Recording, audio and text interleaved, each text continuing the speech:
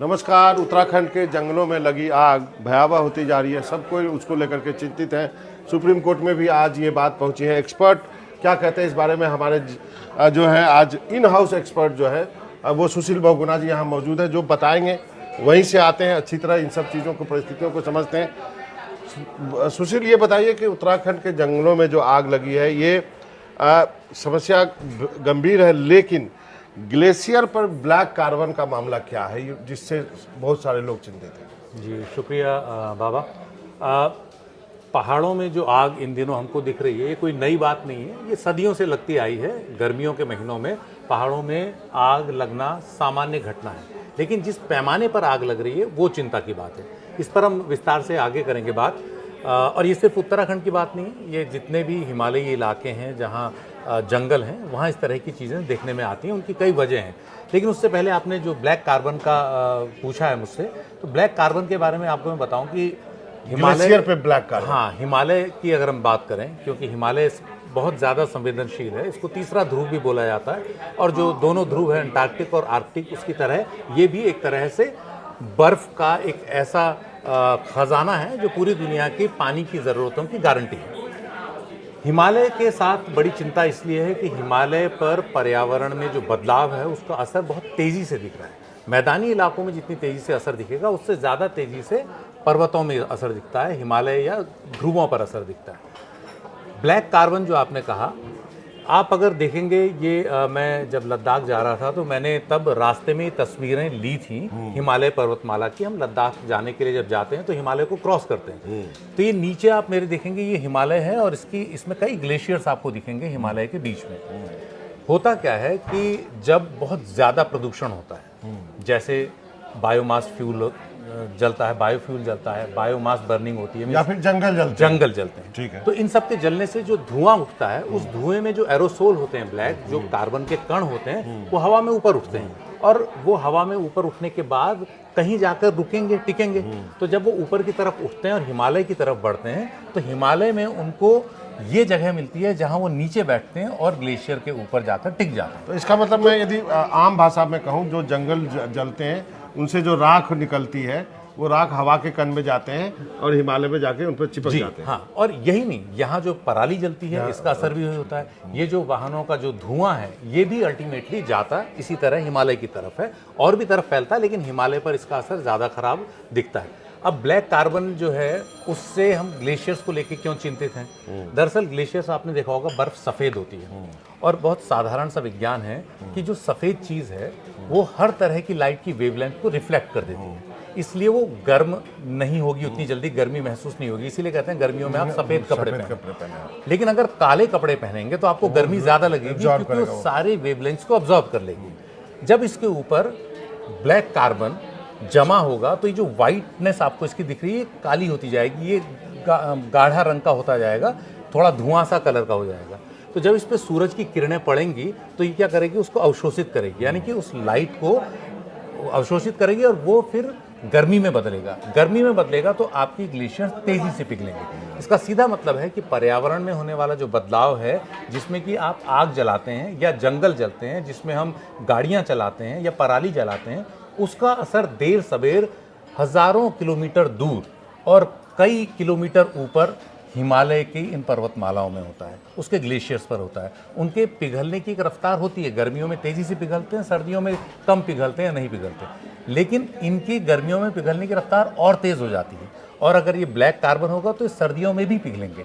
और ये हमारे पानी की गारंटी है पूरे हिंदुस्तान की आधी से ज़्यादा आबादी के लिए। इसलिए ब्लैक कार्बन का ग्लेशियर पर जमा होना हमारे लिए बड़ी चिंता की बात है।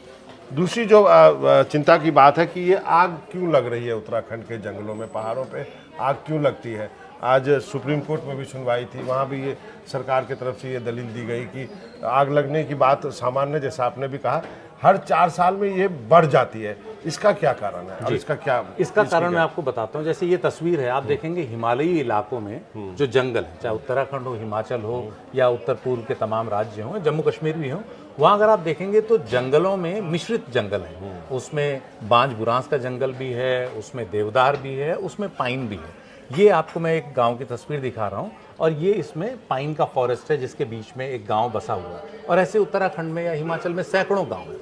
अब होता क्या है, जब आग लगती है, जो मैं आपको कुछ तस्वीरें आपको दिखा रहा हूँ, ये तस्वीरें एक मशहूर फोटोग्राफर हैं और वाइल्ड लाइफ एंथुजियास्ट हैं, कंजर्वेशनिस्ट हैं, अनूप शाह जी। उनकी तस्वीरें हैं नैनीताल और उसके आसपास की, उन्होंने तस्वीरें मुझे भेजी थी।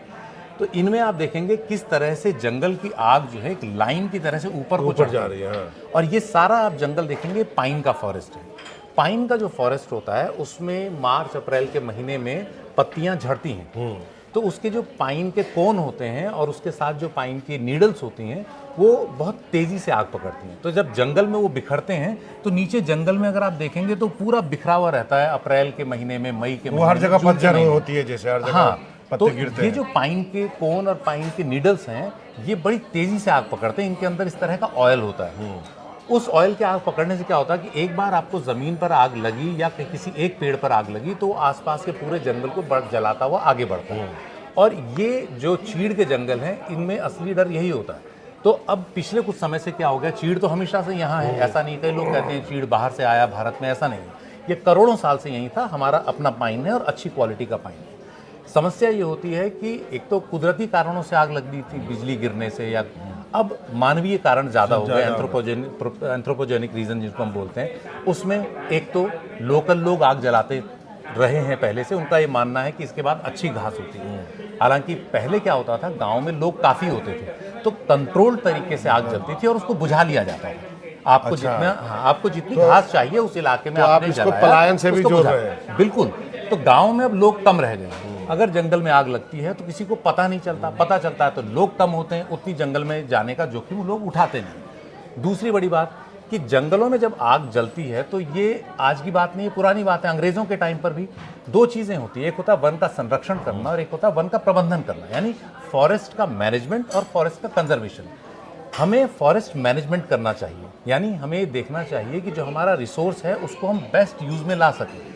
पिछले कई सालों में क्या हुआ है कि चीड़ का जंगल बेतहाशा बढ़ा है, और ये इसलिए बढ़ा कि ये बहुत तेज़ी से उगने वाली वैरायटी है और इसका बहुत सारा इंडस्ट्रियल यूज़ होता था, कमर्शियल यूज़ होता था, इसलिए इसके जंगलों को बढ़ाया गया, जो बहुत अच्छी चीज़ नहीं थी, लेकिन इनको हमें रोकना चाहिए। हुआ क्या है पिछले कुछ समय में कि इसके जो जंगल हैं इनके बीच में फायर लाइन बनाई जाती है। फायर लाइन क्या है? फायर लाइन दो तरह की होती है। जैसे मान लीजिए आपने एक जंगल देखा, अब इस जंगल में ये पूरा जंगल है, आप अगर बीच में यहाँ पे समझाइए आप, यहाँ पे अगर आप यहाँ देखें ये जंगल है, जंगल के बीच में क्या होता है कि कुछ जगह खाली छोड़ दी जाती है, उस जगह पर घास होती है या बाकी चीज़ें, वहाँ बड़े पेड़ नहीं उगने दिए जाते, ताकि जंगलों को अलग अलग ब्लॉक्स में आप डिवाइड कर दें। मीन्स कि आप 20 मीटर 30 मीटर का खाली स्पेस छोड़ दें जहाँ पेड़ ना हो, वहाँ घास होती है, तो उस घास को आप जला दें ताकि जब जंगल में जून में या मई में आग लगे, अप्रैल में, तो आग फैले नहीं। तो एक होती है कच्ची फायर लाइन जिसमें कि आप सिर्फ घास काटते हैं, नीचे जो झाड़ झंकार है उसको हटाते हैं। एक होती है पक्की फायर लाइन।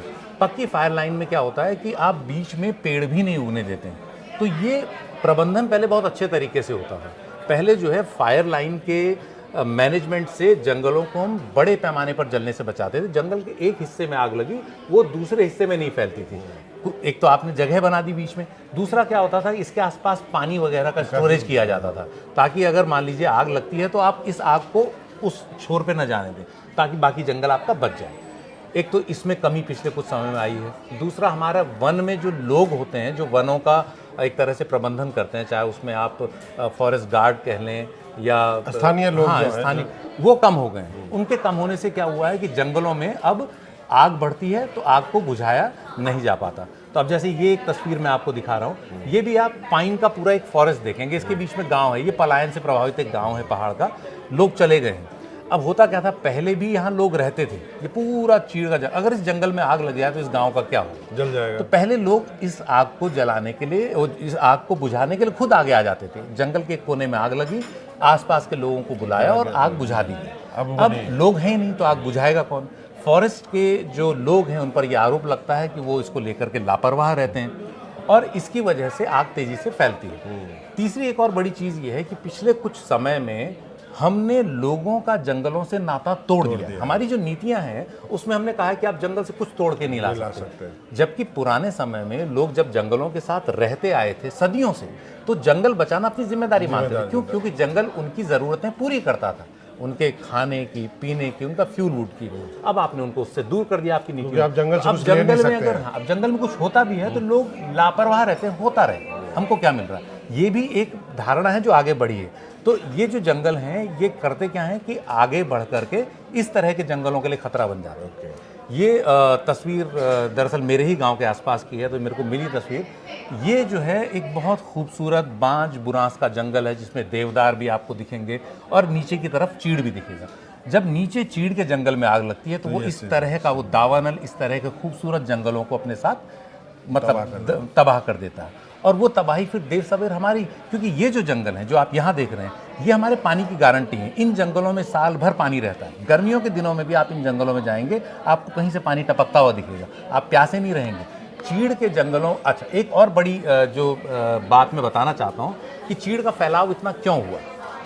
चीड़ को पहले कमर्शियल यूज में लाया जाता था, काटा जाता था, दोबारा लगाया जाता था। 1980 में सुप्रीम कोर्ट का एक आदेश आया।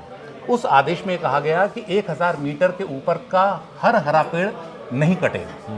अब इससे क्या हुआ, 1000 मीटर से ऊपर चीड़ भी होता है, इसका फायदा चीड़ को मिल गया। चीड़ जो है बड़ी तेजी से ग्रो करता है और वो उन जंगलों में भी घुस जाता है जिन जंगलों में बांज बुरांस यानी ओक का जंगल है, देवदार का जंगल है, वहां भी घुस जाता है। तो चीड़ कटना बंद हो गया और बाकी भी कटने बंद हो गया। तो चीड़ ने इन्वेसिव की तरह से इन्वेड कर लिया उसको।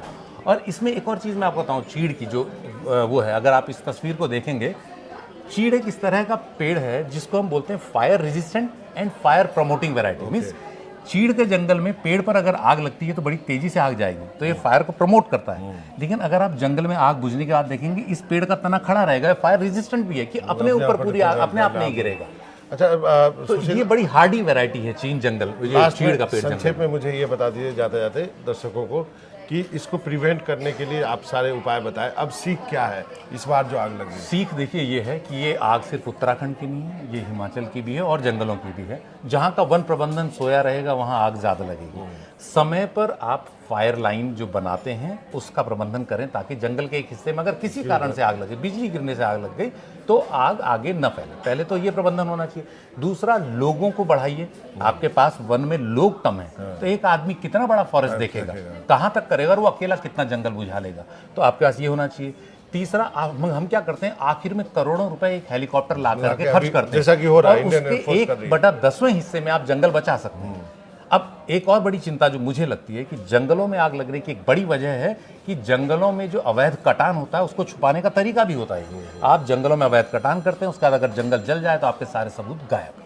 तो ये भी बेईमानी कहीं ना कहीं है जो हमारे जंगलों के जलने की एक बड़ी वजह बनी है, और इस सब का असर हम यहाँ मैदान में रहने वाले लोगों को भुगतना पड़ रहा है देर सवेर, क्योंकि हमारा पानी खत्म होगा, हमारी बर्फ खत्म होगी, हमारा गला सूखेगा। तो ये आपने देखा कि सुशील बहुगुणा ने कितने अच्छे तरह से आपको बताया कि एक ऐसे लगा कि दिल से जो बात करता है ना एक पहाड़ का आदमी, उसका जो दर्द है इसमें आपको इस वीडियो में आपको दिखा होगा। तो मनोरंजन भारती और सुशील बहुगुणा को इजाज़त दीजिए, हम ऐसे ही वीडियो आपके लिए लाते रहेंगे। नमस्कार।